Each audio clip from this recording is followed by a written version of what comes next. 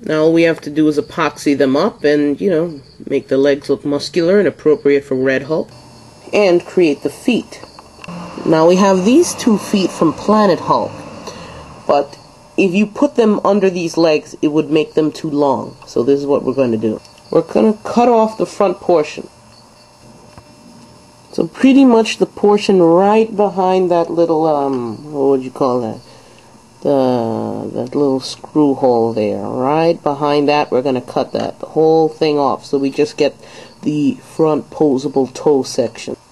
Okay, just like that. And now let's put these legs together and see what we get. There we have it. Okay, our legs are done. Now we just have to attach the upper body.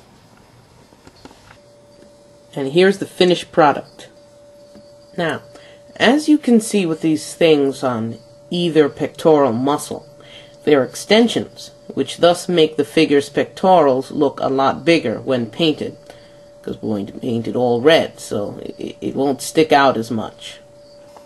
And the legs, we actually ran into a mistake that can be a fatal flaw and throw off the Red Hulk's proportions all off.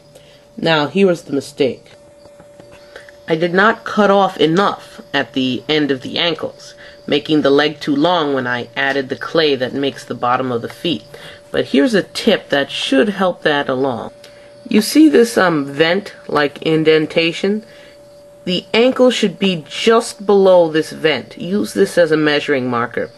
From the very bottom of this vent-like indentation, or up more, however, like just about at the very bottom of the vent indentation, it should go straight outwards the foot. This should help as a measuring tool to make sure you have a well-proportioned figure. Of course, considering the fact that this is Red Hulk. Now for the midsection, as you can see here, you can't just like stick some epoxy in there and then just put it together and then let it dry and flatten it out. See, there are many things you have to do.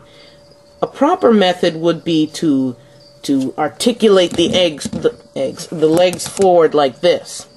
Okay, mold it, let it dry, put in the bottom half of the abdominal muscles. And then if the leg is up like this, you'll have a good range of mobility that way. And then once it starts to harden a little bit to the point where it still has a good portion of malleability left in it, you go to the side, making sure there's a good amount of side posability. Okay, then once you're done, you should come out with this.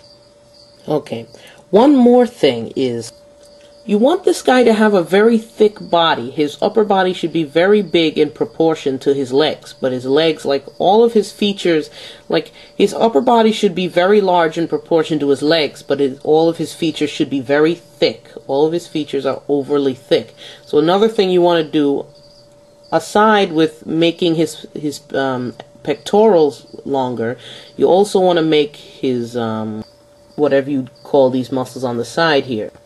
You can see that muscle here on the side, like on the lower left-hand corner of the pectorals. If you can see, that's where I placed the epoxy on this side. You put epoxy there on both sides to make both sides of the body look thicker. Along with the pectorals, it gives an overall thicker appearance to the eye. So you practically have a toy that's ready to paint, except for one key feature. The wrists. Okay, now the thing about the wrists, Red Hulk's wrists are very thick. Red Hulk is not the one to have thin wrists like you see here. He has very thick wrists, but you don't want to cut off the level of posability to the wrists. So what you want to do is you want to locate the line of the wrists and then put epoxy like on both sides and mold it very carefully, and try like twisting the wrists as you're doing so. Don't do it too hard, do it gently. You want to twist the wrists a little bit while you're molding the epoxy on, so you don't jam the wrists with epoxy, but you want the wrists to be overall thicker. Really, I don't think you have to put it on both sides. Really, just put it in that dent. Just try to make it look as thick as possible. Just do your best, and I'll show you how it should look. Okay, that's better. Maybe not all that I thought it should be, but it's good enough to pass once painted. Now that is one good looking 8 3/4 inches tall action figurine of Red Hulk. And I think he's just about ready to paint. There he is. I painted him, I let him dry for a little bit, okay, 3 days, but he's here and he's ready for action. I wrapped his head up in sticky cellophane wrapping, otherwise called tape, clear tape. And I wrapped it up, I wrapped his head up, and pretty much gave many liberal coats of cherry red spray paint to his body. Then, once those coats were done, I put on you could say, not light gray, but like, say, upper medium, like if you're on a scale that goes from dark to light, it would be upper mediumly dark, upper mediumly light gray. And you put that for his pants, and you have a good Red Hulk. Those are his two basic colors, red and gray, and they're right there. I think I got the right proportioning. Maybe his legs are a little long, but yeah, that's forgivable. So, you know, overall, I think I did a good job on this one. So, if you have any ideas, go ahead and tell me, or do it yourself, or however, and good luck. This is the Metavirite, signing out.